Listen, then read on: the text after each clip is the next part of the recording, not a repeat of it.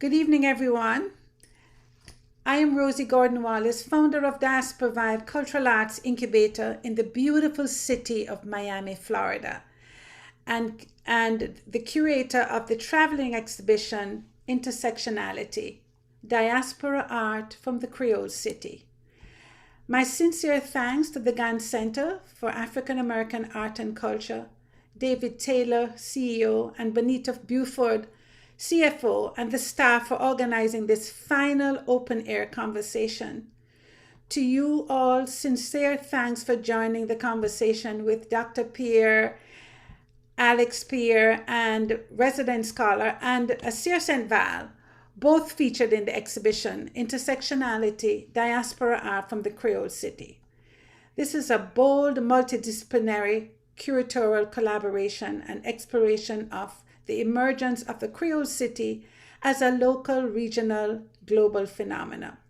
The exhibition explores the complex issues around race, identity, politics, migration, gentrification, class, gender, and cultural transitions in African American and Afro-Caribbean communities, Black, Brown, and immigrant communities. These artists produce work intended to make us think. It can sometimes make us uncomfortable, but it provides searing commentary on the way the world operates and breaks down. These are the words from my friend and colleague, Dr. Sanji Sethi, president of Minneapolis College of Art and Design. But tonight's open air chat is with Dr. Alix Pierre and Asir Saint-Val. Let me introduce you to Asir Saint-Val. Asir is a multidisciplinary artist, painter, sculptor, installation artist, graphic designer, and musician. He earned his Bachelor of Fine Arts in Painting and Graphic Design from the New World School of the Arts and the University of Florida. He has received many awards and grants. He's really bombastic and is represented in a number of private and public collections here in Miami and internationally. One of his most notable artist in residence experiences has been with Dvcai, Diaspora Vibe Cultural Arts Incubator. I call him the first, our child, our son, our young man, Asir Saint-Val. Hi, Asir. Good evening. Hi, Rosie. Thank you for having me. How are you? I'm great. It feels like you're here. I know, I'm right beside you. Let me then introduce you to Dr. Alix Pierre, who I affectionately call my scholarly colleague. Dr. Pierre, Alix Pierre, teaches African Diaspora Studies and is the Director of Cultural Orientation at Spelman College, focusing on the diasporan retention and transformation of culture that includes a feminist perspective. He explores the representation and visualization of Black bodies, voices, thoughts, and aesthetics across media. Since 2015, he has been a Dvcai scholar in residence. My friend, my colleague, my Guadalupan brother, Dr. Alix Pierre. Welcome to both of you. Thank you, Rosie. Pleasure to be here. The pleasure is all mine. Look at them. I mean, this is going to be a really nice conversation because we have been doing it for years together. But Asir, we have an hour to tell everybody a little bit about you. And I wanted to speak from your voice and share your background with our audience this evening. Oh, that's so easy. My background is it's Haiti. I'm from Haiti. I was born there, and I've always been proud of that because of what I've learned and in the culture, and then what I have been able to do as a child growing up and as a teenager and growing up. I came to the U.S. when I was 14. Of course, I was not from a wealthy family, but I was wealthy and I could draw anything I wanted. I mean, they didn't give me much of materials to, well, they were, you know how Caribbeans, most Caribbeans are, art is really not, it's not a PhD. So they only support your ability to get a PhD or I don't know, medical field or a doctor's degree or lawyer, but it did not matter. Growing up in Haiti, I drew. I was always interested in creating. That's just what I did. I made things. Show them your watch, Asir. Show them you have Oh, on your yes. watch, your fancy watch with it. Oh, you don't have my it on? fancy watch? It's somewhere. It's I don't have it on. okay. Oh, I It's should have it okay. on. Because I'm not gonna go get it, but no. actually, I invented a watch strap that just wrap around the hands, and actually, I copyright it, and everyone who's seen it just wonder, what is that? I'm like, oh, I just wanted my watch to follow my hand differently. It's actually a hand watch because it sits right on top of the back of my hand. And no one have seen that before. So I just find joy in creating and expressing my thoughts. And at that time, it was just make. To do. I just wanted to underscore and make sure everyone heard that Asir Saint-Val is from Haiti. And when I met Asir in 1996, we were both much younger. And he was really the essence, his entire vibe was around making stuff. And Asir, then you were known primarily as a painter, right? Yes. And you're still a painter, but I mean, still a painter. Right, but that was the definition. If someone said, "Do you know Asir?" they would say, "You mean that guy that paints that terracotta, those terracotta pieces?" Yeah, I have one right there. Actually, I can see it. I can see it. I can see it, and I love those pieces. You have a way with women. And I'm going off script, but as I'm looking at the piece, and we probably don't have that piece in our slide show. No. But what I want us what I wanted to remind you of is how you were always the voyeur in those paintings. There was always this little eye of you looking and watching, and I remember some of those stories. Maybe we can get to them. Yeah. But let's talk a little bit about the work you created for the intersectionality diaspora from the Creole City at the Gantt, presently on show at the Gantt Center. And when I gave you the real estate, and you have not seen it, I mean, the building of the Gantt Asir is a knockdown, amazingly architectural building. When you walk into it, as a Black woman, I just felt majestic. And so you are downstairs, front and center, as you walk into the lobby, this amazing sculpture, Philosopher Stone, that you imagined.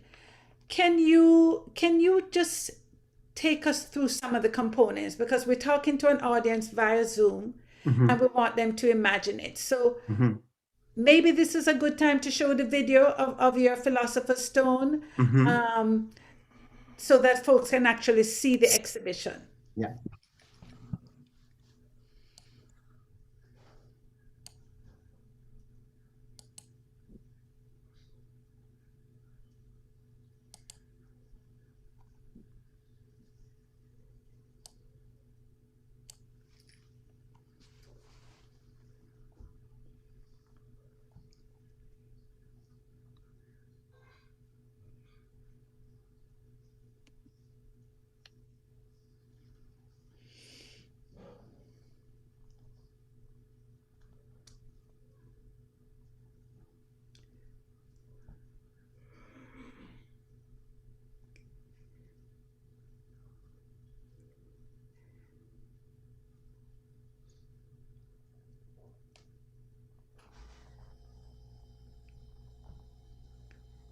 Asir, while we're waiting, we can talk about it because you and I know the work well. Tell me a little bit about the Philosopher's Stone. Can you explain some of the components that you have together in it, and what are you trying to communicate to us as a viewer? Wow, let's start with the title, The Philosopher's Stone. The title, The Philosopher's Stone, is the concept. It's very ancient where scientists and scholars, specifically scientists, have always been fascinated with the philosopher's stone, or a stone or an elixir that can give you eternal life. Basically, our main struggle or interest in life is, how do we live forever? We need to have internal life. So the scientists believe that there is this stone that, or a substance that you can take or use, and that would give you eternal life, which would be horrible. I mean, there are some people that should not live eternally, and even if you are great, you should not live eternally. But the concept has always been hidden behind real consciousness about who we are. The philosopher's stone is not really an object. It's not a substance. It's actually, it's your essence. It's who you are, your soul. It's basically your soul. So in the installation, I was really interested in using the senses, our senses, and also the sixth sense, which is what you understand, to tap into your senses. So it's the elements, components are, all the five senses are involved. For instance, the ability to touch the physical object, the bed, for example, to be on it physically, and also the visual, which looks nothing in the spiritual, in the physical world. It looks something that only you can interpret, and based on your experiences. There's an aroma of 13 different smells in the installation that everyone experienced differently, although there's only 13, everyone's smelling something different. And also this taste, and also the taste aspect of it is where there is a phoenix or female deity, which is also talks about the female as the mother of, well, was the main deity or God itself, not a male. That feeds everything the comes audience. from us, the woman. Everything comes from us. Everything comes from her. Yeah. The male doesn't exist in reality. I mean, but so I always use a female to feed and become the nurturer and feed the audience a very unusual taste. Well, it's not so unusual. It's a taste that have a dichotomy. It's either love it or you don't, which is black licorice, and which have another story with its development, how the black licorice was invented. So what I want in the installation is to give the audience the chance or the opportunity to tap into their own essence or their own soul, based on what they smell, taste, eat, experience, feel, the entire experience. So I want it to be an experience, but an experience that is ambiguous to your soul. Right. And since you're talking about the experience, you have this delicacy in selecting this deity, this person that's going to perform. And so in the video, what we're trying to show in the video is this performance artist carrying out your wishes. Share a little bit with me, because I mean, I've watched you do this work. First of all, how do you select the partners that the visual components of the partners that you work with? And in collaborating with them, how do they enhance your work? I know it seems simple, but you have a particular style woman that you want. I was in Jamaica with you when we were interviewing, right, Alix? When we were interviewing women to be a part of your performance, right? Tell me, what are you looking for when you're looking for a collaborator?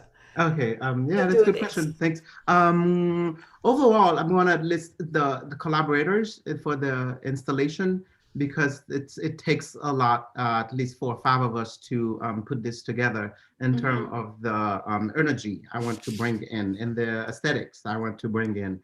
Patty Sowao is the artist that designed the pillowcases with her image, very intimate design, painting, drawing that's done on the pillows. Most people don't notice them. It's the size of a quarter, but there are couples making out and just intimate. Patty Sowao is a Miami artist here. Right. Patty Soar is a Miami artist here. If we could put the volume lower for this so we don't hear it, then I could talk over it. That would be great. she she has a line called Tiny Fucking Pics, exactly what it is. She designed the pillows. Now, the main character is, she is the deity, female deity, that is Shivoni Guys, and she lives in Washington, D.C., which where we Right. met her, and we communicated for at least 2 months, Right. getting to know and thinking about the essence of this. And she's actually a dancer, and she's just a very spiritual. You know, Rosie, a lot of this, it's not selecting, is letting it happen Right. and Right. choosing and allowing the collaborators to be themselves while responding to the experience. Right. Right. Yeah. And but at the same time, you're right. Sometimes I know. Yeah. I know if certain I have to vibe with you, Asir. Yeah. Because remember now, the process, I'm not speeding it up, but I want to capture it while we have the video going. Remember now, we body painted this artist, this performer, this dancer. We body painted her, not we, Michael Elliott from Jamaica, who is in the exhibition as well, right? Body painted Michael her. Elliott is the artist in Jamaica who painted her. And so a lot of time I want to stay away from the some of the components to let it happen without dictating. Right.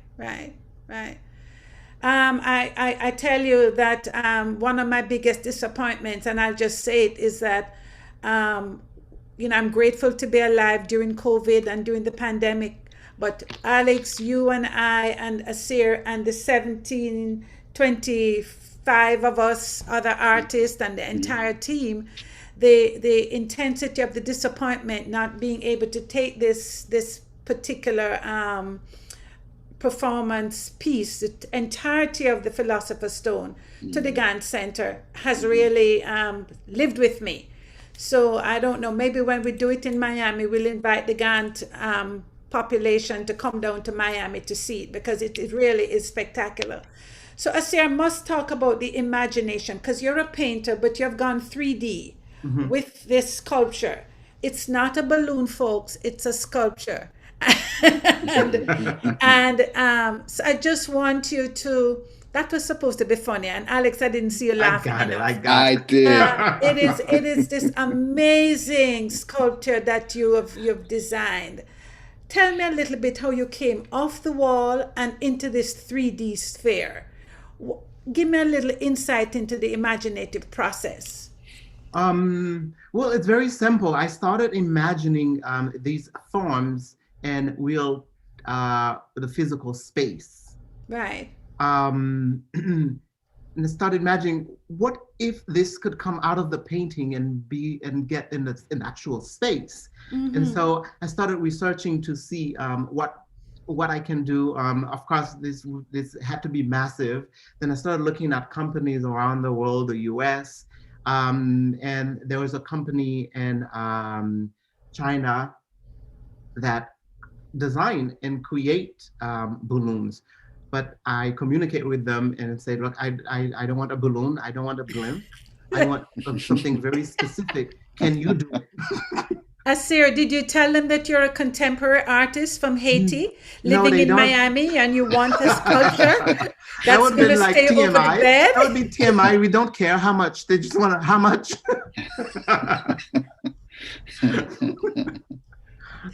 I wish you would there to tell them. Maybe I'll get a discount and for manufacturer discount. But it was back and forth. They really couldn't understand why. They just have to trust me. Okay, we're just gonna do it, and then we'll see. Like, this is unusual. I'm like, no, just do it. I have this plan. Just do it, and they trust me, and then they did, and they sent the first one. And in 2013, I created the first sculpture. Initially, it was supposed to be by itself. Then I started thinking about, well, there is a disconnection. How do people interact with it? I wanted to bring a sense of interaction. And then the senses started evolving, and the smell and the audio, and the And the food. music. Mhm. Yeah. Right. It is maybe there's someone from another museum or someone from Charlotte that's watching or someone from around the globe. Each experience is different. Yeah. And as seer, you create your images change as well with the installation. So it's ephemeral in that we experience it in one space and then it becomes different in another space. And I am fascinated. We won't talk about the helium. We won't talk about the mechanics of getting the installation in place, the actual installation in place. I want to make one comment about the cactus around it, because the cactus in that when we installed this the last time, the cacti that we had in the installation after several months started to grow. I don't know if it's growing in Charlotte. I'll tell you, Asir, when I get there to see if it's growing. But your introduction of the cactus, a quick just tell us why the cactus and what element were you trying to add to it when you did that, other than the obvious, of course. Okay. Really, initially, I wanted to create a sanctuary, and I wanted to use leaves. I also wanted to use a leaf that would not dry. Yeah. And But leaves. you didn't know it was going to grow, right? I didn't know it would grow. It grew. And then throughout researching the cacti, I found that the cacti was the most durable succulent Yes, plant. succulent. Uh-huh. Yeah, and it could last up to a year in the desert without watering. Oh, Right. and it would grow. So I just went on a mission and to find cacti and ship it. And I want to thank you for allowing me to do this, was because you didn't know when you found it and the space and at the at this actual space in DC. So you didn't know, and then you're like, oh, this is just go, and it becomes an amazing component. Amazing. It created a friction that I like, where people were not sure whether they should interact or not. But the cacti is actually, it's thornless. It's a particular cacti, Naples, I think, Naples thornless cacti. Right. And the last thing I would say is that when a curator works with an artist for as long as I've worked with you, I step back and allow you to come through me. I allow your ideas to come through me. So I really, when we got these 5, 6, 7 boxes of plant, I was a little confused, but I did trust that the process was scholarly and particular to the installation. Yeah. I just want to show a few of Asir's images, if we can. Get a chance to show a few of the images, and then Alix, I would love to hear what you have to say around this.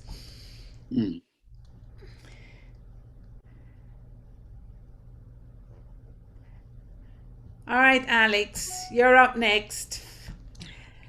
Alix, Yes, Dr. Alix Pierre. I cannot tell you, as a curator working in a space where I have been accidentally ignored so many times, and actually, it's neither good nor bad. It just is. When you come from the Caribbean, and when you come, here is a Sears piece. Hold on, Alix. Sure. I want to just show what the works of art from a seer looks like as an object on the wall. And this, Asir, please just take us to a little bit about what you're trying to communicate here with these images. Okay, I'll talk about 2 things because they're very layered, Rosie. Yeah. I'll talk about the titles that are very also lengthy. The title of these pieces, the early pieces, this is from 2015, were inspired by books that had been written by scholars and scientists, researchers, in relationship to neuromelanin and to just shed light on it. And this one is by Devani John Patrick and Rosemont, and who wrote a book on Pascal Beverly Randolph, who was the 19th century Black American spiritualist. he was amazing. He was actually the father of metaphysics in the Americas. Asair, he was a sex magician. Yes, he We don't was, have but many of those around now. Mhm. Talking about melanin, I mean, he is listen, Yes. amazing. There's a thick book written on a biography on his life. It was amazing, and what he was doing in the 19th century. So a lot of paintings are inspired by authors such as those. He is really the father of metaphysics, what he was doing very early. And I want to talk about the materials, which a lot of the pieces are done with organic substance materials, but that do okay. not decay, such as coffee, tea, salt, flour. They were mixed. The idea is to create an ambiguous image. So if the image is ambiguous, then the material will need to mirrors it. So the Yeah. materials are very weird and strange, but somehow come together to create an alchemic transformation. Magnificent, magnificent. I wish we had more time to do it, and we may have time at the end. But I want to bring Alix. Alix, you're not just here for your beauty. You are here. You are here to have a conversation with me and with Yes. Asir and with our audience. And Mhm. I want to just say that I openly on this open forum how much I have appreciated your many years of intellectual conversations with me. You Mhm. anchor the work that Diaspora Cultural Arts Incubator does. You validate it along with the other scholars that we work with on our board, Mhm. Hadassah St. Hubert Mhm. and Jennifer Gargan and Dr. Donette Francis. But you committed to this long-term relationship with us, and I'm so grateful to you. Um, so I just have to say that. Um, Thank you. and in this conversation, Alix, you have experienced Asir's work Right. in the full explanation and context. You've Mhm. seen his materials, you've seen the transformation. Mhm. What aspect of Asir's work connects with your studies and your many years of Caribbean canon and scholarship?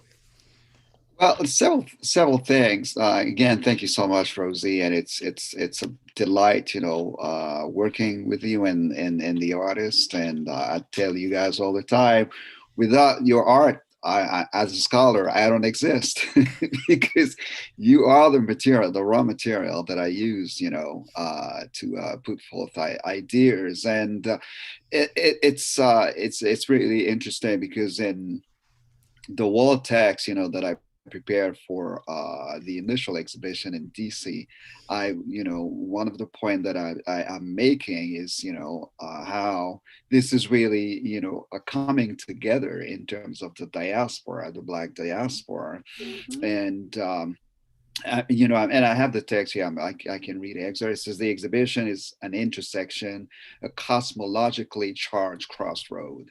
It is the meeting point between the world of the living and the ancestors. And as Sarah, mentioned it, in his introduction. Sarah is of Haitian, background, and when I talk about cosmology and a crossroad in the Caribbean, whether it's candomblé, whether in Brazil, in Mm-hmm. Cuba it's santeria, Mm-hmm. in Haiti it's going to be called voodoo, in Guadeloupe and Martinique it's cambois, palomonte, in the Dominican Republic, so forth and so on. It's the same, belief system, African-based belief system, where you know again connected interconnectedness is key. The word of the living is connected to the world of the gods, the deities, and Mm-hmm. that's the difference between, it's a reflection time. Time in the Western understanding is cyclical. In Mm-hmm. our understanding of it is not. I mean, it's linear. I'm sorry. In the Western Linear, understanding, it's linear, and we in the are African cyclical. sense, it's cyclical. Past, present, and future are interconnected, and that's exactly what the piece we just Sarah walked us through. That's exactly what we have. I see that uh, expressed. Because again, you you have, the viewers who will engage, the work of art, experience it, sit on the bed and have the headset, the mute with the music, the senses, etc. So it's really an encounter, Mhm. okay, between those different worlds. And so this is really interesting to me, this idea of the senses, coming together. This really reminds me of my philosophy classes. Really? In high school, I was a philosophy major, and this is really, it brings me back to to all of that, and readings, and the experience, how a scent, or a feel, a touch can trigger and bring us back, to an original, time period, if you will.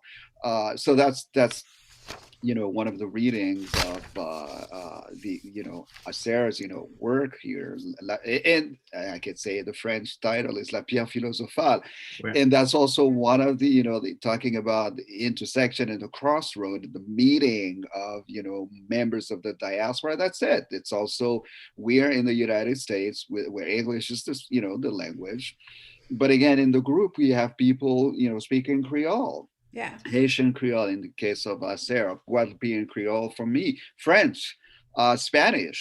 That's what DVCAI is all about, and that's what we have in this piece here.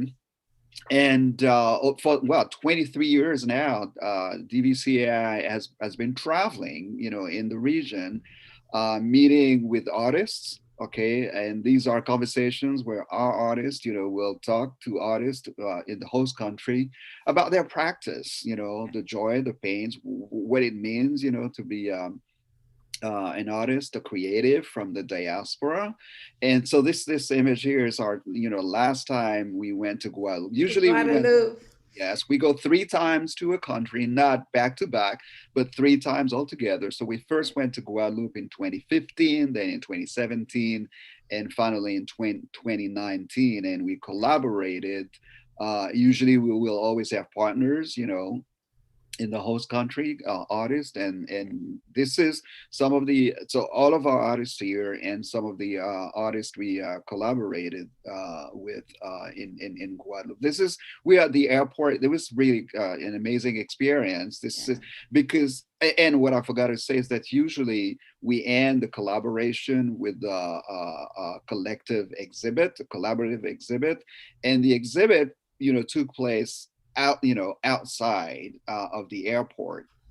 Basically the Right. airport was turned into a museum, Right. open air museum. So Right. this here was conversation where we engage, imagine, travelers either on their way to a destination or arriving to Guadeloupe. This was live, and this was open to the public, so people had a chance to, with their pieces of luggage, stop by and catch part of the conversation. It was an amazing I experience. agree. I mean, we can look at this beautiful image here and not see that Asir is right beside Kurt Nahar and Bruno Hmm. Right, and Michelle, and then right. we see Aisha and Hmm. Juan. I remember Juan, when Juan was right. giving his talk. Remember, he was showing his huge Right. yeah. embroidery pieces, and folks Hmm. were listening in. People stopped to Hmm. look again. Right. I see Angela Belans. I see your sister Simone Pierre, Right, right. who without her we a lot of the infrastructure of this work could not have happened, That is I that see is correct. Natalie, I see Right. Uh-huh. Rosa, Yes. Nadega Mendia, Uh-huh. Caroline. I mean, I, we don't, we're not tooting our horn as here, but Hmm. really and truly, in terms of us being able to deliver these experiences to the Gant, we Hmm. could not do that work without this. Absolutely. We form these communities. But Alex, your Yes. scholarship Hmm. allows us to talk about the issues of politics and race and Hmm. gender Right. and disenfranchisement Hmm. and misplaced blame Right. We have these conversations when we stay at the Airbnb. But Absolutely. you're able you're able, in my experience with you, Alex, you're Hmm. able to quote Fanon, you're able to quote Edouard Glissé, Right. you're able to bring Rex Neckerford and Hmm. Stuart Hall Hmm. as anchoring conversations to this. Can you, when you're doing that, um, Alex, Yes. is it, what are some of the triggers for you? When do you choose Fanon over Glissant? When do you, when is it that poetics of relations is relative to what you're Hmm. trying to say? And how do you choose your influencing scholars is what I'm asking. Right. Well, first of all, again, as diaspora studies, scholar, it is extremely important to me to bring, scholars from the diaspora into the conversation, because otherwise I would be doing a disservice to the works, if I were not to do that. So so that's I have to make that statement here, because otherwise we're missing the point altogether. Mhm. So the works themselves, the works of art will dictate whom I will use, whom I will bring into the conversation. And because it starts with me, it starts with the images. That's how I write. Once I Yeah, have my images, then yeah. I can think of references, theoretical references. And I make it a point again to send a message to the viewers. And I'm thinking of my students. One of the first thing I tell my students, the first day of class is, and we go over the names. I'm calling, I'm taking attendance, calling their names, and ask them, have that caveat there. If I mispronounce your name, don't get mad, just correct me. Uh, But but Alex, it, let me just interject. Sorry. yes, Now it's not just mispronouncing the name. Now it's right, interpreting gender, because that's when right. this is another thing, right? I Hmm. didn't mean to No, cut no, you no, off that's your fine. kind of thought. Hmm. That's the challenge now as we do this work in the Caribbean. I mean, Right. and I'm not even sure now who we're going to call developed world and developing. That conversation changed last week. Okay, Right. I'm not Absolutely sure. right. Quite I'm on not sure. point. But Yes. in the Caribbean, where when we turn our gaze to the global south and do Hmm. hemispheric work, Hmm. we are not as attuned to the gender definitions. And Right. now, when you speak to your students, you also have to have that as a part of the conversation, Oh, right? absolutely, absolutely. Gender, yes, the gender element is there. It's undeniable. And so the idea is this, and I tell them, please just be patient, because I know my name is difficult for you to pronounce. Alixpierre. How do you say that? And but then in the same breath, I say, well, one of the messages here is this: not everyone, from the diaspora has English as a native tongue. So as a scholar, as a writer, it's Wow. based, in the United States of America. But I spent, part of my life. I was born in Guadeloupe. I grew up in Paris. So I bring that francophone, You're a background with Frenchman, me. Alex. Right. So it's Francais. absolutely wrong. So it's extremely important to me to bring those writers, those scholars, your Glissant, your Césaire, your Fanon, along with our Spanish speaking scholars. Benito, I'm thinking of Benito here, into the conversation to make it much more interesting, to the American, readership, and then the rest of the world. So to me, that's I'm coming back to the wall text where I was using Glissant to make the point that the exhibit Mhm. is a testament to the or the fights, how we're fighting monoculturalism and monolingual lingualism, which can be a challenge here in the U.S. Right.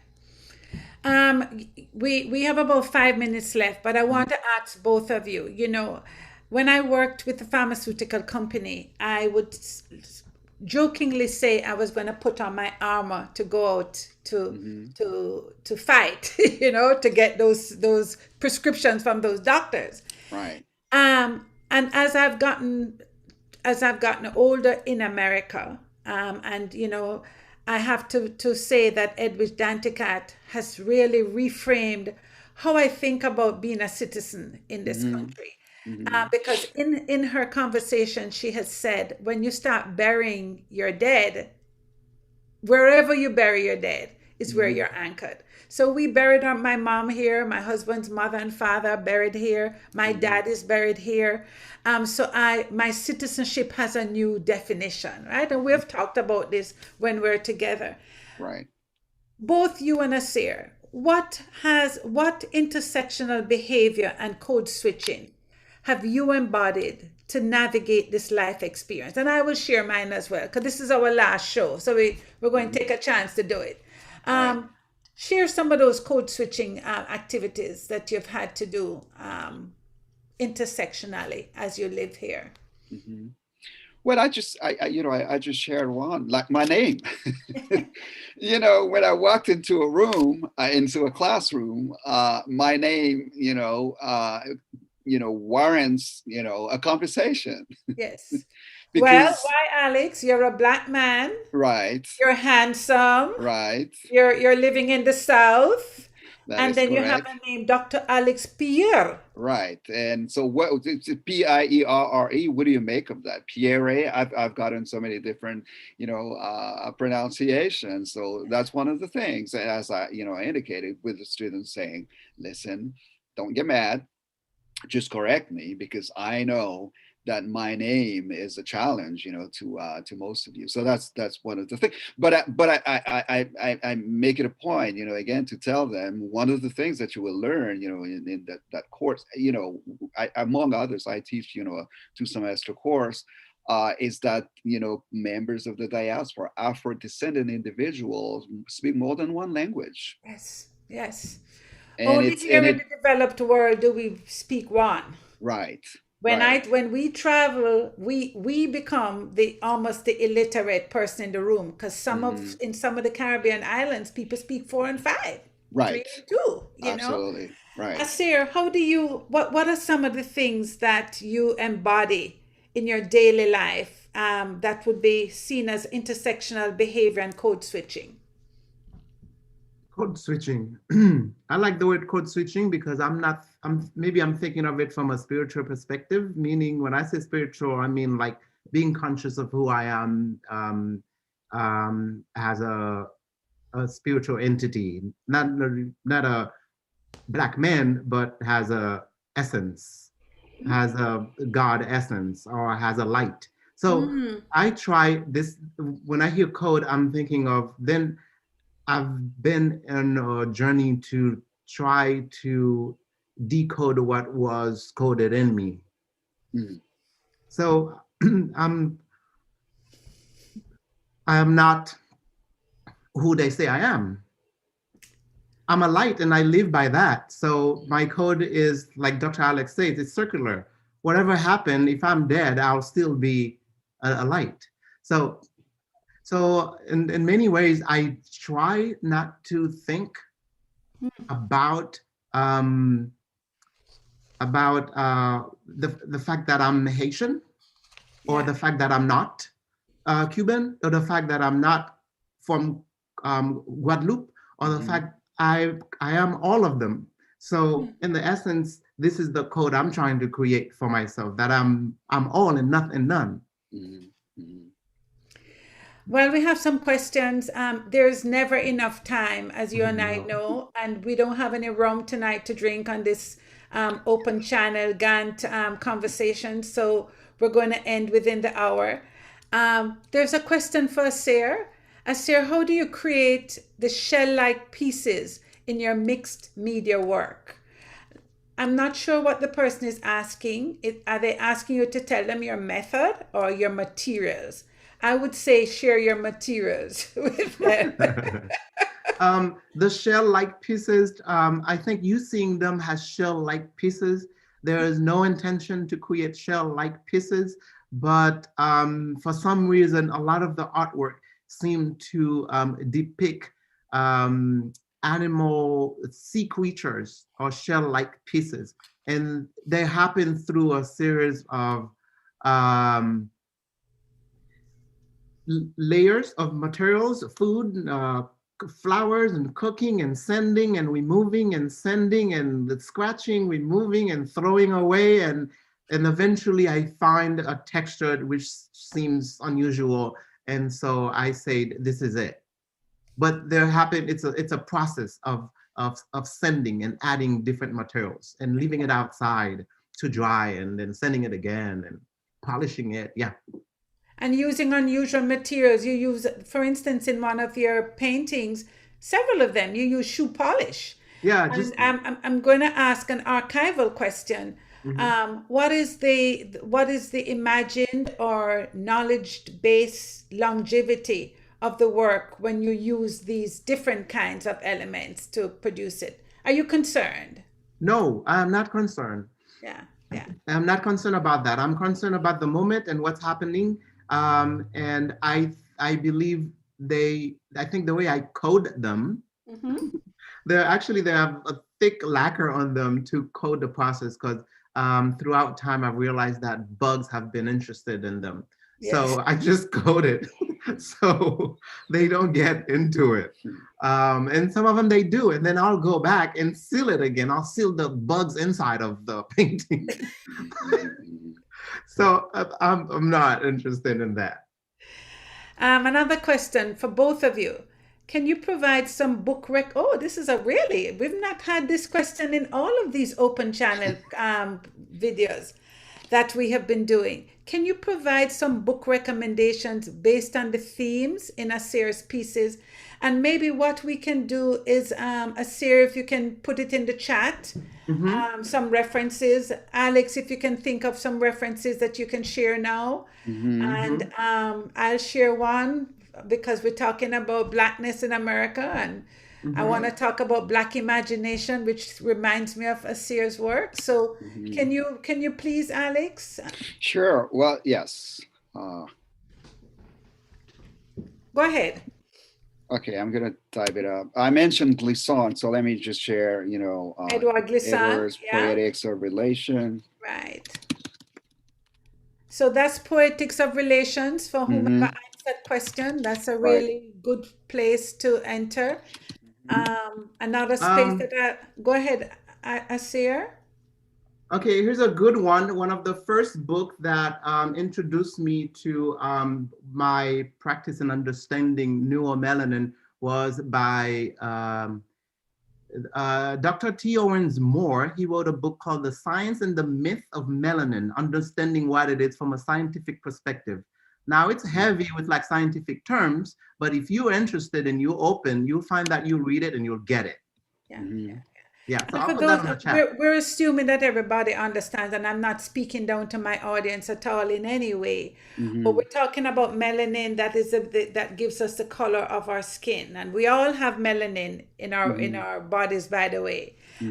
Some of us have more than others, but that's what Asir is talking about. Yeah, the books look something like this. So if you want to get it, right, the science and the myth of melanin. Yeah, this is not an introduction. This is heavy, but if you look at the back, you'll find a lot of different references. Right. And then I will just add mine, because mine, and I have to turn. Mine is called Black Imagination. I've been fascinated by this book by Natasha Marin is the visual curator of the book. And there are, don't quote me on the numbers of essays, but there are many essays in there of folks talking about Black imagination. And this particular conversation tonight could be taught. We could have entitled it Black Imagination, because we're talking about Asir's work. I like that. And we hear it whenever folks come to see the exhibition. We always hear them talking about his imagination. Rosie, how do artists become a part of DVCAI? We are closed. I'm just kidding. Just kidding. First of all, I would ask you seriously to go to the website, dvcai.org. We will put it in the chat. Alix, put it in the chat for me. Okay. It really is about interest. We are like a family. I mean, we're not blood relatives, but we are collective relatives. We used to charge a membership, but I'm dealing with folks from over the diaspora in countries where, in Cuba and other countries where paying a membership fee was not an option, or it became a difficulty at the time. And so there's no membership. But if you go to the website and you have an interest in what we're doing, I take on far too much. Alix and Asir will nod and say that, but just reach out and somebody, and that person usually is me, will reach out to you to ask you about your interests, ask you to send us a portfolio. We do not accidentally ignore folks. You may not get invited immediately because you have to see and get to know you, but that's how you become involved. Dr. Pierre, boy, these are all curious questions. What is your role at Spelman? At Spelman, I teach. I'm in the classroom. I teach in the African Diaspora in the World program, but I'm also the director of cultural orientation at Spelman. We have, last time I checked, 24 or maybe more now, international programs where students can travel for a few days or a semester or entire academic year. And one of the things that they have to do is, they need to take a seminar before leaving. So among other things, as the director of cultural orientation, I teach that seminar. Right. And he's the best. If you haven't selected a college yet, go find where Dr. Pierre is. He is the best. Dr. Pierre, we want you in Miami. I'm just putting that out there. And I hear you, Rosie. So Alix and Yes. Asir, quickly. Yes. Painting or drawing? Which do you prefer to do? And Alix, I know you dabble sometimes. Oh yes, I do. Drawing. Asir, yes. Painting or drawing? Painting. Painting. Okay. What are some of your biggest influences? And this is a little tongue in cheek because folks get asked this question all the time. So please don't just give me a rote answer. Someone or something that has influenced you that folks can pick up on. Can I go first? I have mine. Yeah, go. I saw the dog was like thinking of. Okay. My influences are hardly ever book people who I've never met. I've been influenced by people who I have physical contact with. And I think, Rosie, you have been one of maybe 3. You have been influence for me. Some of these artwork I've created were based on what you saw, and you pushed me. Said, "Hey, what about this one? Explore that one." I think without, and I think it's the way you do things and how your ability to be who you are, and you're an artist at what you do, and you influence me to be an artist at what I do. Thank you, Rosie. Oh, thank you. I didn't expect to be put up on that pedestal, but thank you very much. You know you are. I always put you there. Thank you. Alix? Scholar, so it has to be writing, someone, I'm rediscovering, I'm in a phase right now where I'm rediscovering, Fanon, Frantz Fanon, as a thinker, not just as a thinker, but as an activist who was, deeply engaged in the Algerian War. So Fanon would be one. I've read a number of books, over the break on X. Malcolm X also is fascinating. I read the book on X, the friendship between X and Muhammad Ali. Right. And there's another one that I'm getting ready to read. So yeah, because I teach, X and the civil rights movement and what took place afterwards. But again rediscovering aspects of his life and thinking, that I had forgotten about or I didn't know altogether. So I'll share mine because we've been doing this all night. I love Mm-hmm. Bell Hooks's work. Mm-hmm. I go back again to Audre Lorde's work and Right. her concept of womanist. Mm-hmm. As a woman, I wear so many hats, and there's very little transition time from one hat to the next when I'm changing them out. Right. And Alice Walker has always been someone that I go to. Mm-hmm. And for me, music, a lot of the musical giants have been with me. Bob Marley died a long time ago, and you can Mm-hmm. think, emancipate yourself from mental slavery. No, but you can think of, we can regurgitate some of the things Right. from those songs. And then lastly, when I was in Jamaica the last time, Orlando Patterson Mm-hmm. spoke about, he dissected the psychic of the Jamaican people. Mm-hmm. And not everybody was happy in the room to hear what he was saying.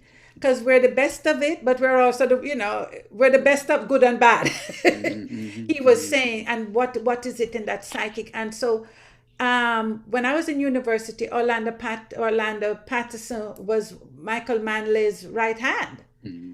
And in those days, we never queried anything that Manley said on campus in my time, the people Right. I hung out with. And I'm looking back now at some of the philosophies of those times and understanding that you have to be ready, Alix and Asir. We've Mm-hmm. got to be ready for the awakening.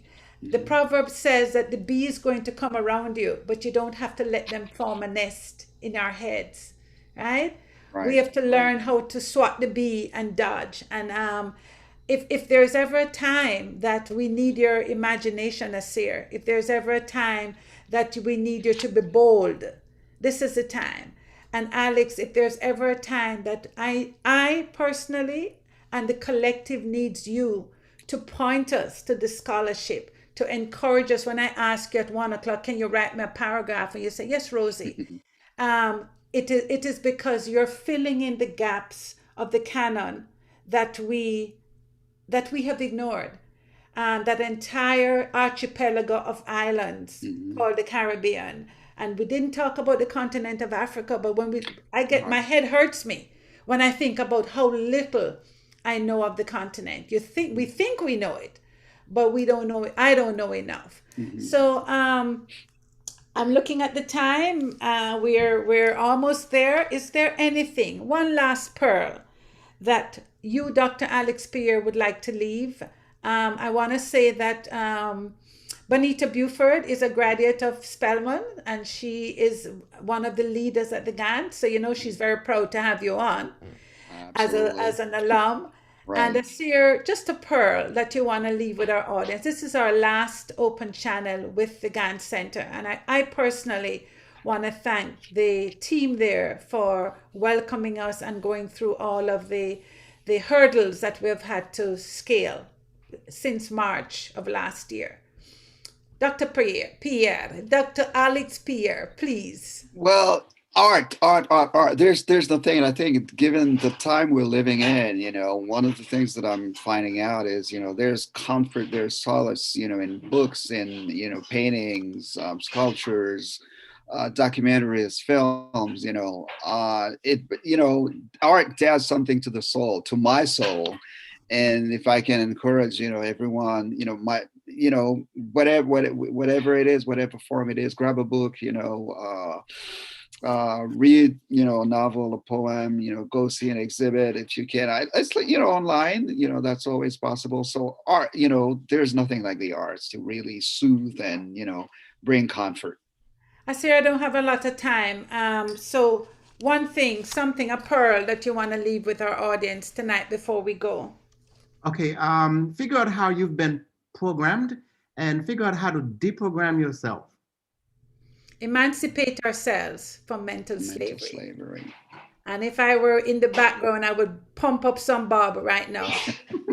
Alix, my friend and scholar, Yes. thank you. Thank Asir, you, Rosie. my Thank you, artist, Rosie. young Thank man that you, I've watched grow Dr. into Alix. a big man. Thanks. Thank Thank you so you. very much. Thank you. Thank you, God Center. And thank you to the Gans again. Yes. Thank you to the team. Absolutely. Thank you, Afeni. I'd like to thank everyone for joining us tonight. Conversations like this deepen our understanding of the artist's experience and celebrate our expressive culture. The GAN Center has been a pivotal platform in bringing platforms to the community that inform and inspire. With your support, the GAN can expand the work they do and deepen their connection to the community. By texting the word unmasked to the number 345345, you can conveniently support the continuation of such programs like this and initiatives. Consider the other various ways you can support the Gant Center by visiting the website gantcenter.org. Ta-ta, stay safe, and good night.